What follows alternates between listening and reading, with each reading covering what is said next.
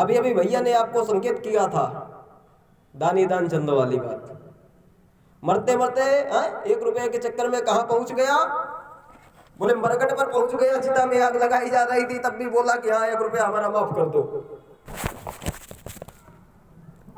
है? एक सेठ जी बैठे थे दुकान में, एक बार क्या हुआ, छोटी सी बात। अब तब तक सुबह सुबह का समय 7 बजे का, सेठ जी ने बस दुकान खोली और जस्ट बैठे थे, तब तक एक भिखारी आ गया। बोला बाबूजी 5 रुपया दे दो। क्या करेगा? चाय पीऊंगा। मेरे पास नहीं, चल भैया भोनिन बट्टा बवाली कट्ठा है? अच्छा 2 रुपया दे दो। अरे मैंने कहा नहीं है, मेरे पास एक भी नहीं है। 1 रुपया दे दो। भाई एक भी नहीं है। अच्छा 50 पैसे दे दो। बोले मैंने कहा मेरे पास 50 पैसे भी नहीं है। फिर बोले भैया का बैठे मर रहे हैं, हम मांग रहे तुम मांग रहे करके दोनों चलो जो मंगी चले। भैया तुम्हारे कितना है, हमारे कितना है? तो दान देते रहो। सो धन धन्य प्रथम गतिजा की। दान की 3 गतियां होती हैं, 3 अवस्थाएं होती हैं। प्रथम दान, भोग और नाश।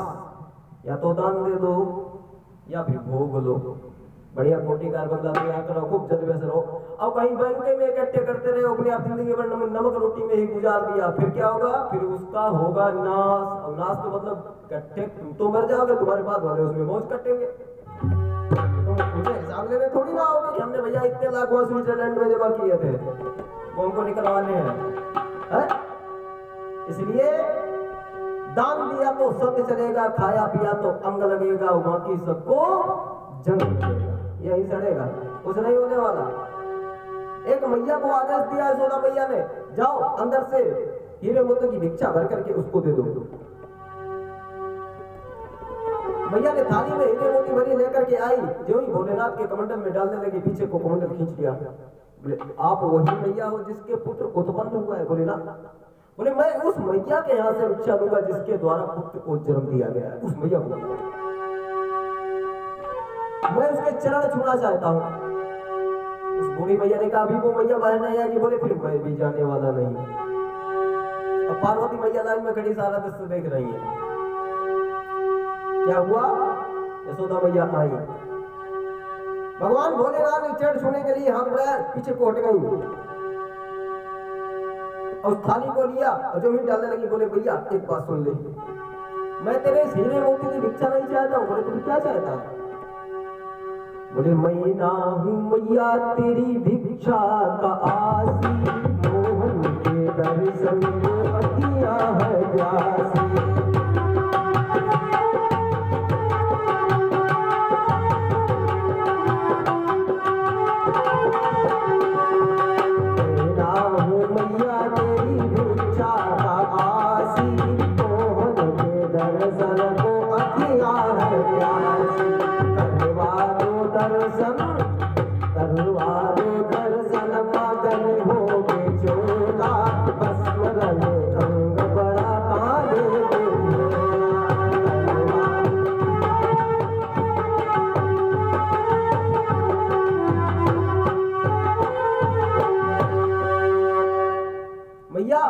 धन की भिक्षा हमको नहीं चाहिए। यशोदा मैया तुरंत पीछे किए, बोले पागल हो गया है क्या?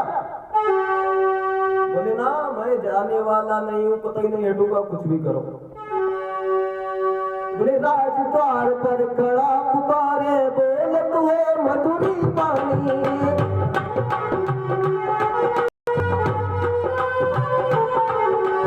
अपने लाल को दिखा दे मैया, योगी ने मन में ठानी।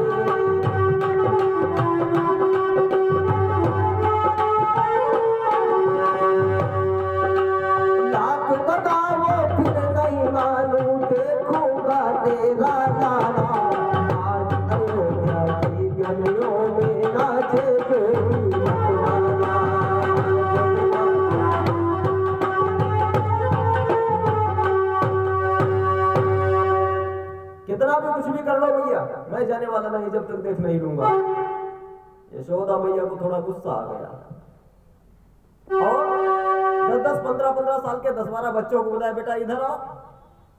बोले हाँ बता भैया क्या करूं? बोले जो तुम गाय चराने जाते हो, जो लाठी हाथ में लेकर के गाय चराने जाते हो, वो वाली अपनी भी लाठी उठा लाओ। लाठी को लेकर के बच्चे आए और जब तक 2-4 मिनट बीते तब तक 20-25 लाठी भोले बाबा को नाश्ते में मिल गई। पार्वती मैया बड़ी खुश, हुए दर्शन महाराज, देखो कितने बढ़िया दर्शन भैया। मार पीट करके वहां से भगा दिया गया। इधर क्या हुआ, और भगवान भोलेनाथ कितने सीधे हैं, कितने सरल हैं, वो तो करुणा के अवतार है। कर्पूर गौरम करुणा अवतारम। एक वक्त आता है, एक दिन महाराज जी परसों इशारा कर रहे थे आपको, तो रोज 3 डंडे खोपड़ी पर मारता है, तब भोजन करने जाता है, कोई आकर के घंटा चुरा लेता है, कोई कुछ करता है, सबको सब कुछ देते हैं। इतने सरल है, मारा लेकिन किसी पे गुस्सा नहीं आई भगवान को, रोते रहे चुपचाप, वहां से चल पड़े, आकर के यमुना किनारे बैठ गए। इधर भगवान कन्हैया ने एक लीला की, क्या, जो ही मार खाकर के शंकर भगवान वहां से बाहर निकले, कन्हैया ने रोना प्रारंभ कर दिया, बड़ी जोर से चिल्लाए, प्रभु अब तो जितने भी दास दासी थे, सब कुछ थे, सब हाथ में लेकर के कोई इधर घूमता कोई उधर घूमता, लेकिन ये महाराज जी चुप होने का नाम ही नहीं ले रहे। और जब चुप नहीं हुआ तो जो बाहर काउंटर पे जो लाइन लगी थी, जहाँ से टोकन कट रहा था अंदर जाने का, वो खिड़की बंद कर दी गई।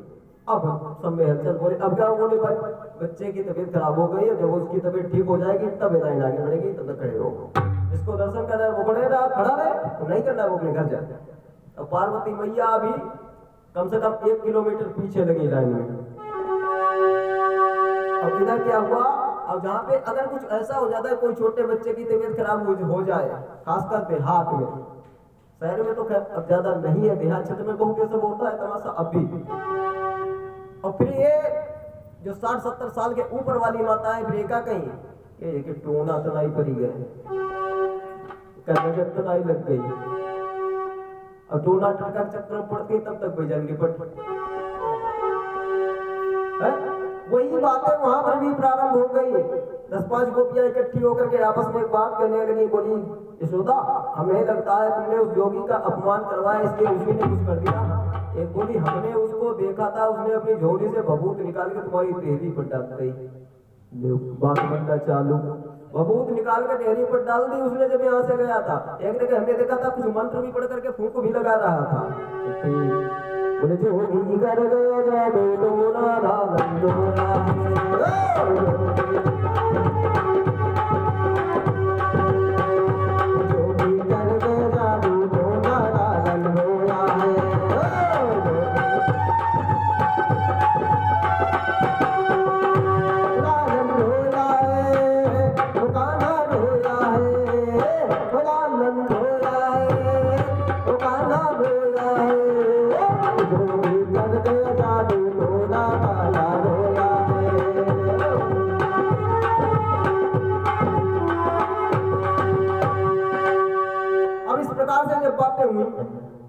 तब तक एक मैया ने कहा जो टोना डात करे वह टोना उताती करे।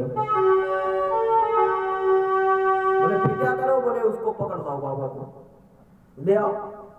उन्हीं बच्चों को यशोदा मैया ने पुनः भेजा, बोले बेटा ढूंढ लाओ उसको कहाँ है। लड़के पास में पहुंचे, हाथों को जोड़ा, शंकर भगवान के पास पहुंचे, शंकर भगवान आ गए और मारोगे तो मारो, पीठ घुमा दी, मारो मारो जितना मार सकते हो मारो। अरे बाबा हम मारने नहीं आए, हम तुमको लेने आए हैं। क्यों, क्या हुआ? बोले क्या तुम टोना ठीक करना जानते हो? बोले हाँ। तो फिर हमारे साथ में चलो, बच्चे की तबीयत खराब हो गई है, उस लाला की मैया ने कहा है आपको बुला लाऊंगा, आप उसको ठीक करो। जब से आप आए तब तुरंत ही उसकी तबीयत खराब हो गई। शंकर भगवान ने कहा जानता हूँ, टोना ठीक भी कर लेता हूँ, टोना डाल भी लेता हूँ, टोना डालने वाले का नाम भी बता देता हूँ, तुम चाहो तो उसको मैं बुला भी देता हूँ, लेकिन जाऊंगा कतई नहीं। अब जलवा आ रहा है यहाँ, अब कैसे जाए, अब कब जाऊंगा कतई नहीं। बहुत बच्चों ने प्रार्थना की, बड़ी देर में बाबा माने, चलो पहुंचे। अब निकले कहां से, जहां पर पार्वती मैया लाइन में खड़ी थी, पार्वती के पास से निकले। तो जाए जाए तुम खड़ी रहो। अंदर प्रवेश किया घर में, यशोदा मैया भगवान को लेकर के आई भोलेनाथ के सामने। भोलेनाथ ने कहा भाई देखो, हमारा जो मंत्र है अकेले में काम करता है, भीड़ में काम नहीं करता। भगवान शंकर का जानते हो कौन सा मंत्र है? श्रावण मंत्र।